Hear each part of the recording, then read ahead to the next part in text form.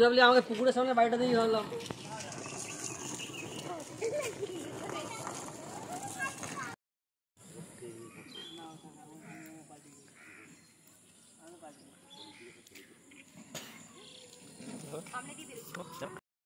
Welcome back to my channel.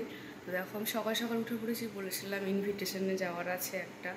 তো 4:20 তখন বাজে, উঠেছি। আর উঠে চাটা খাওয়া হয়ে গেছে। আর এখন দেখি সকালবেলা উঠেই দেখি বাইরে খুব জোরে বৃষ্টি হচ্ছে। তো দেখো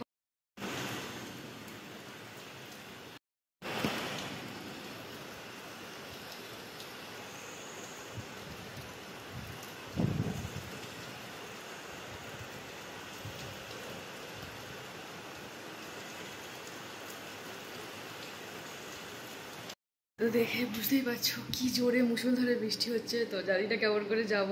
তো রাস্তার মধ্যেই কাদার মধ্যে কেমনভাবে বেরোবো জানি না। তো চলো রেডি হয়ে নিই।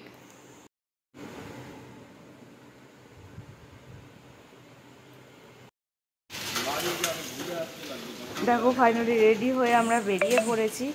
আর দেখো বাইরের অবস্থাটা বুঝতেই পারছো কি অবস্থা, প্রচুর জোরে বৃষ্টি, সারা রাত বৃষ্টি হয়ে গেছে। আর এখানে জল জমলে, কলকাতার এদিকে জল জমলেই মানে বৃষ্টি হলেই পুরো একেবারে অবস্থা খারাপ হয়ে যায়, সব জলে ভিজে গেছে। আর আমরা চলে গেছিলাম নীলাদিদার বাড়িতে। নীলাদিদার ঘরের সামনেটা দেখো কি অবস্থা জলে, তো চারিদিকে পুরো পা পুরো ভিজে গেছে, জুতো ফুতো সব ভিজে গেছে। আমরা অপেক্ষা করছি বৌদি আর নীলাদিদা আসবে বলে। আর সেদিনকে পুরো কন্টিনিউ বৃষ্টি পড়েই গেছে, মানে জামা ফামা সব ভিজে গেছিলো, এতটা বৃষ্টি হচ্ছিল। রেনকোট নিতেও ভুলে গেছি, তাড়াতাড়ি করে বেরোনোর ছিল।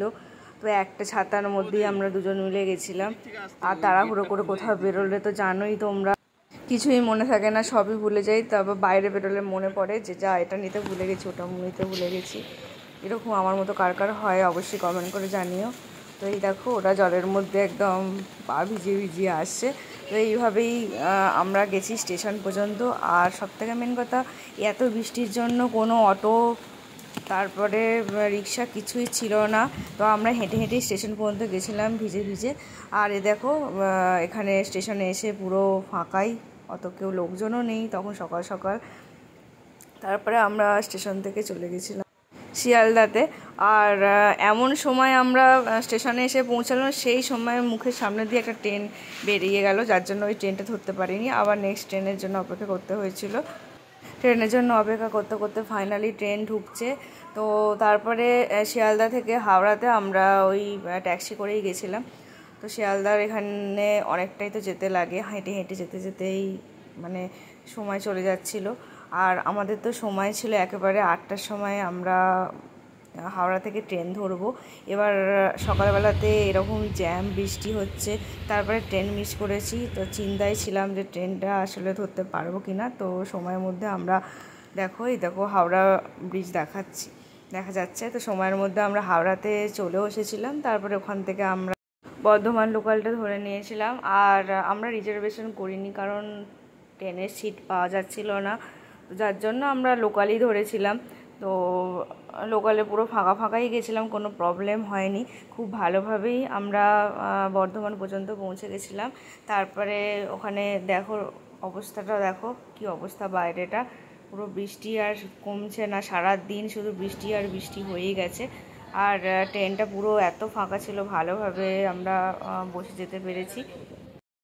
তারপর দেখো ট্রেন ছেড়ে দিয়েছে। আর ট্রেনের মধ্যে চা উঠেছিল, চা।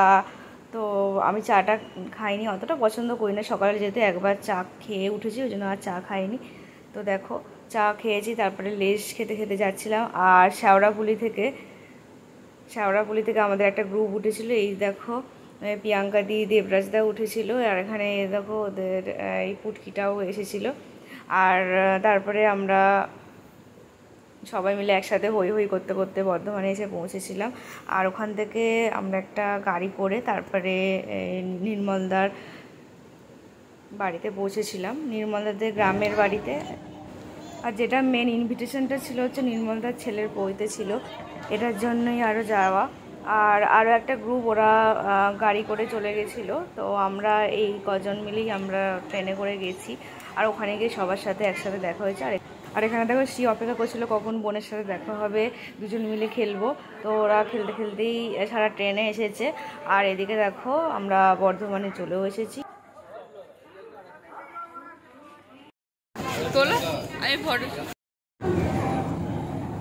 দেখেছিস, এরপরে আমরা ফ্লাইট ধরবো এখান থেকে ডাইরেক্ট ফ্লাইট ধরবো।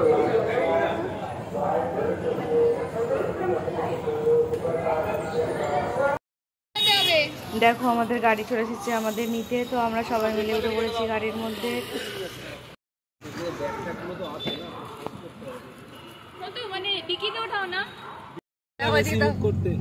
কোনো অসুবিধা হচ্ছে না তো? সামনে থেকে একটা সবার ফটো তুললাম।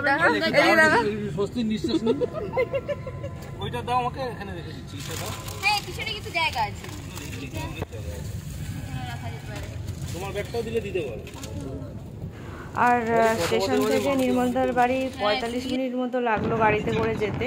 আর পুরো পিওর গ্রাম, তো গ্রামের প্রকৃতি খুবই ভালো লাগে। আর তার মধ্যে দেখো এরকম বৃষ্টির ওয়েদার হয়েছে, এত সুন্দর ভিউটা লাগছিল। তো এই সুন্দর আবহাওয়া উপভোগ করতে করতে আমরা যাচ্ছি। আর সবাই মিলে গাড়িতে খুব মজা করেছি, খুবই আনন্দ করতে করতে আমরা চলে গেছি। আর কি করে সময়টা কেটে গেল গাড়ির মধ্যে বোঝাই গেল না।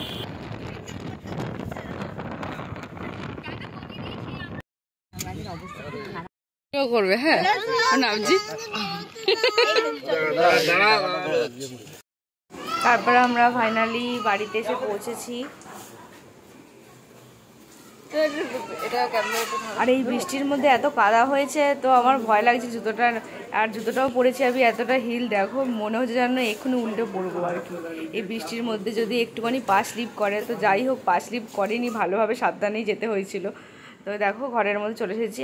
আর এরা সবাই এতটা ভালো, এতটা যত্ন করেছে যে কি বলবো। এই দেখো নেরুমুন্ডিটা এর পইতে হয়েছে, তোর মন খারাপ ওর নেরুমুন্ডি হয়েছে বলে। আর সব থেকে মেন কথা ওকে রাগাচ্ছিল সবাই। আর দেখো পাশেই পুকুর, এখানে পুকুরটা দেখতে খুব ভালো লাগছিলো। ভাবছিলাম কখন যাব পুকুরে, কারণ নীলাদিদা বলছিল মাছ ধরবে।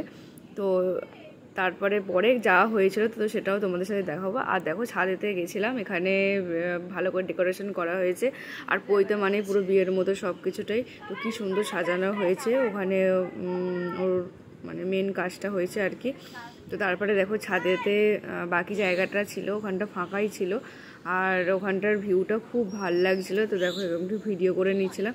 আর কি সুন্দর ওয়েদারটাও ছিল, ভালোও লাগছিলো চারিদিকটা দেখতে। তারপর এখান থেকে চলে গেছিলাম জলখাবার খেতে, কারণ অতটা জার্নি করে এসে প্রচণ্ড জোরে খিদে পেয়েছিল। আর জলখাবার খুব সুন্দর মেনু ছিল। আর সবথেকে মেন কথা, রান্নাগুলো জাস্ট অসাধারণ হয়েছিল, মানে কি বলবো। আর ওখানকার শক্তিগড়ের ল্যাংচা তো বিখ্যাত, লুচি দিয়েছিল আর আলু চচ্চড়ি, তারপরে বোঁদে, ল্যাংচা, জাস্ট দারুণ।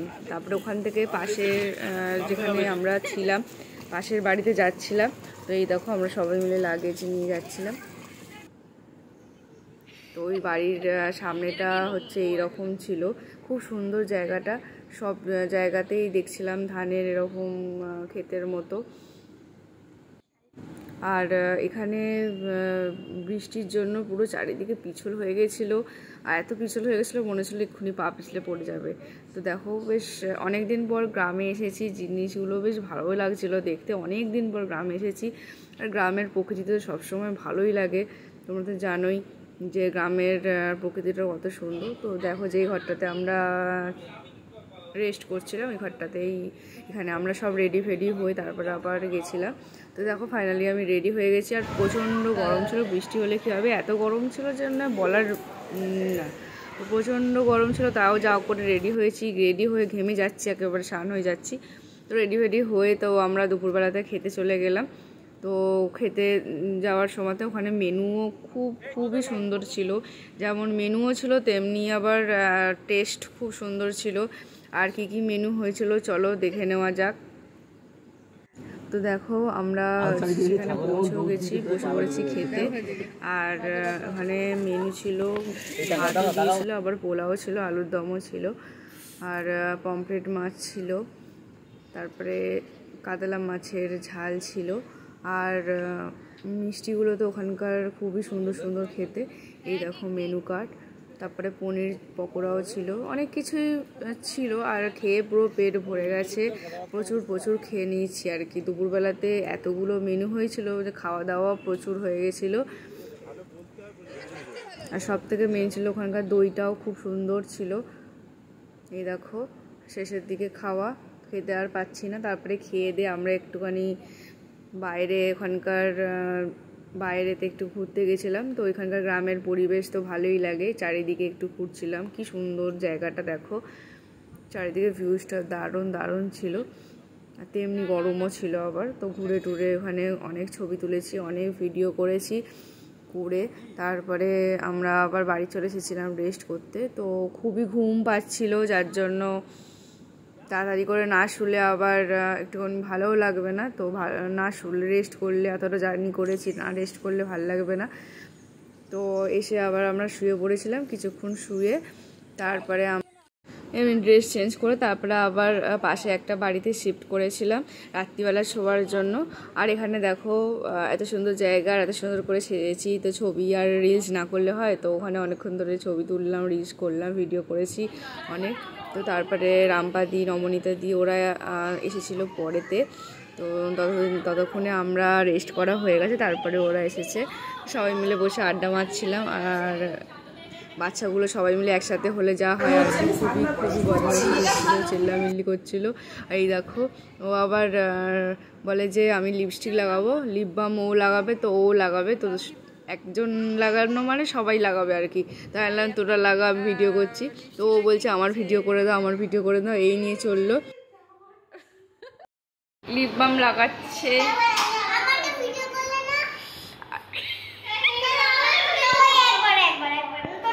ওটা ভিডিও হয়েছে। বলছে আমাদের একটা রিলস করে দাও। তো তারপরে ওরা একটা রিলস করলো, ওরা নিজেরাই বললো যে আমাকে এরকমভাবে রিলস করে দাও। ওদেরকে আর কিছু বলতে লাগে না, ওরা নিজেরাই ভেবে না কেমন করে রিলস করবো। তো রিলস করার পর তারপরে দেখো আমরা পাশে যেখানে আমরা রাত্রিবেলাতে থাকবো সেখানে গেছি। ও সেখানটাও খুব ভালো জায়গা। এখানে দাদু একা থাকে, পুরো বাড়িটা নিজে সামলায়। আর দেখো পুরো বাড়িটা এত সুন্দর, খুব সুন্দর করে সাজিয়ে গুছিয়ে রেখেছে। খুবই ভালো লেগেছে বাড়িটা। আর সব কিছুটাই খুবই সুন্দর ছিল। আর সবথেকে মেন কথা হচ্ছে এই বাড়িটাতে একটা ঘরেই মানে এসি ছিল, যার জন্য আমরা সবাই মিলে একটা ঘরেতেই থেকেছিলাম। দেখো ঘরটা অতটা বেশি বড় নয়, আমরা 13-14 জন মিলেই ঘরটাতে ছিলাম। মানে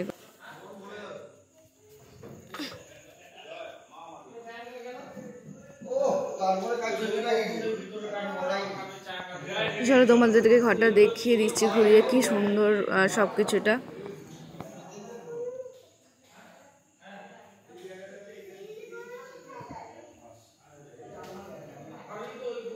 সত্যি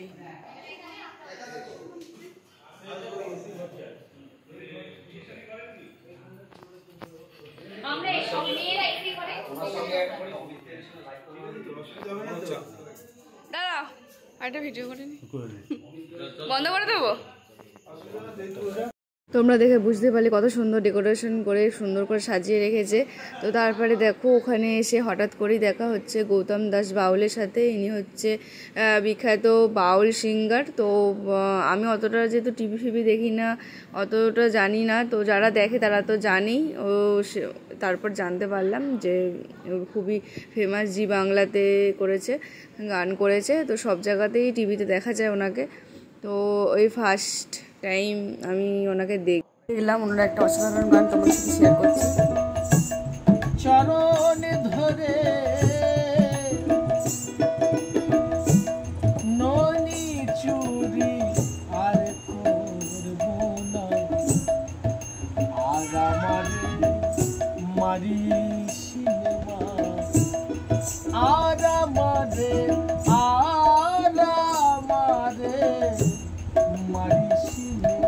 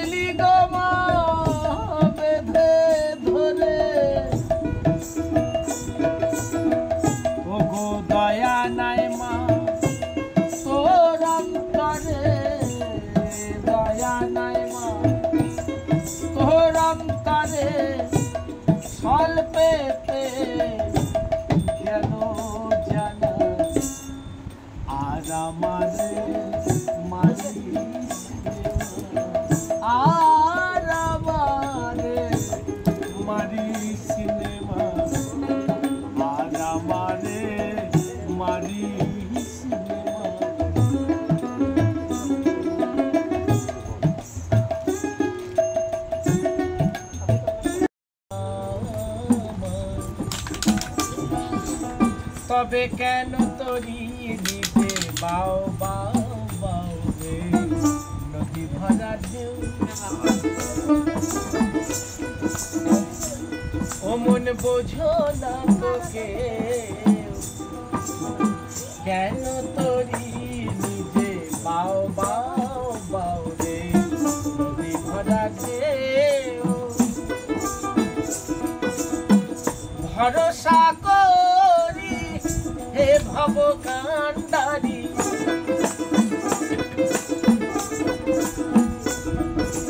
তাই ভরসা করি হে ভব কান্ডারি ও মন হালতি ছাড়িয়া পারে দাও দাও দাও নদী ভরা ঢেউ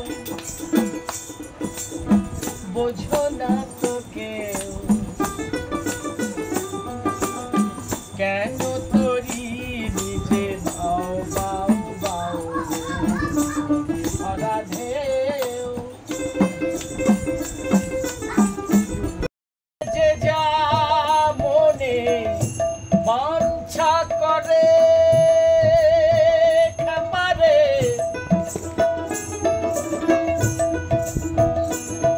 করে যে যা মনে যে যা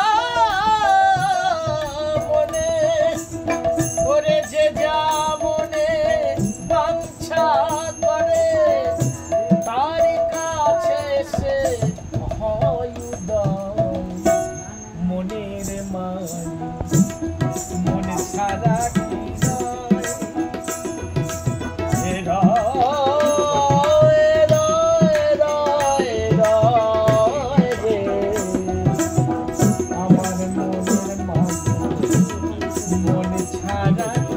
তারপরে অনেকগুলো গান করেছে অনেক রাত্রিবেলা পর্যন্ত, অনেক রাত হয়ে গেছে। তারপরে আমরা 2-2:30টার সময় সবাই মিলে দেখো খেতে বসেছি।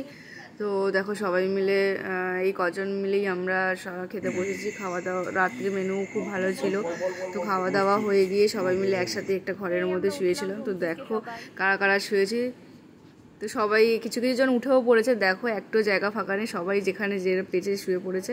তো আবার সকালবেলা তো আমরা ফ্রেশ ট্রেশ হয়ে তারপরে আমরা আবার গেছিলাম ব্রেকফাস্ট করতে। পাশেই নির্মলদার বাড়ি ছিল, তো পাশেই গেছিলাম ব্রেকফাস্ট করতে। সবাই রেডি ফেডি হয়ে বেরিয়ে পড়েছে। আর এখানে দেখো পুকুর পাড়েতে নীলাদিদা বলছে মাছ ধরবো, তো মাছ ধরতে গেছিলো। সন্তু সকাল সকাল মাছ ধরছে,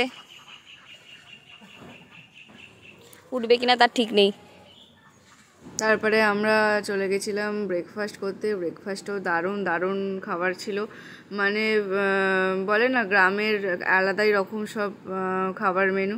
তো এই দেখো আমরা মুড়ি, তারপরে আলু কুমড়ো তরকারি, তারপরে বেগুনি, কুমড়োর বড়া, তারপরে রসগোল্লা, ল্যাংচা এইসবই খাওয়া হয়েছে। আবারও খাওয়া হয়ে গেছে। তারপরে বাচ্চারা দেখি এখানে খেলছে, ওদের সাথে একটুখানি আমিও ছিলাম। তো ওরা দেখো ভূতের কি রিলস দেখছে না দেখছে আর কি চিল্লি উঠছে। তারপরে ওরা খাওয়া দাওয়া করে তারপরে আমরা সবাই খেতে বসেছিলাম। দুপুরবেলা খাওয়া দাওয়া করে তারপরে আমরা বেরিয়েছিলাম। দুপুরবেলা মটন হয়েছিল, আর মটনের ঝোলটা তো জাস্ট দারুণ ফাটাফাটি হয়েছিল। শাক, তারপরে আলু কাঁকরোল ভাজা, তারপরে পটল আলু তরকারি, তারপরে মাটন ছিল, তারপর চাটনি ছিল। তারপরে আমাদের খাওয়া দাওয়া হয়ে গিয়ে আমরা একেবারে রেডি ফেডি হয়ে স্নান টান করি। তারপরে আমরা এসেছিলাম একেবারে মানে খেতে, লাঞ্চ করতে। তারপর লাঞ্চ টাঞ্চ করার হয়ে যাওয়ার পর তো সবাই মিলে আবার একটুখানি বসে আড্ডা দিই। তারপরে আমরা বেরিয়ে পড়েছি, কারণ হচ্ছে অনেকটা দূর জার্নি করে আসতে হবে, আবার তাড়াতাড়ি করে না বেরোলে হবে না। তো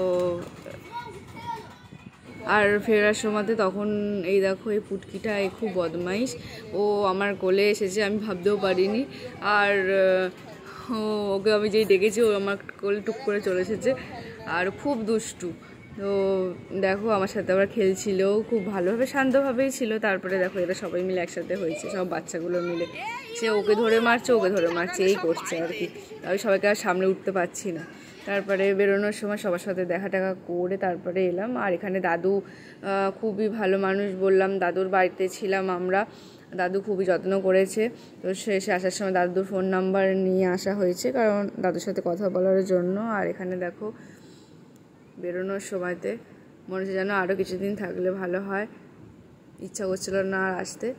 তো আমরা বেরিয়ে পড়েছি, ওখান থেকে বলগোনা স্টেশন পর্যন্ত গেছিলাম। তো ওখান থেকে ট্রেন ধরে বর্ধমান থেকে তারপরে আমরা আবার হাওড়া পর্যন্ত এসেছিলাম।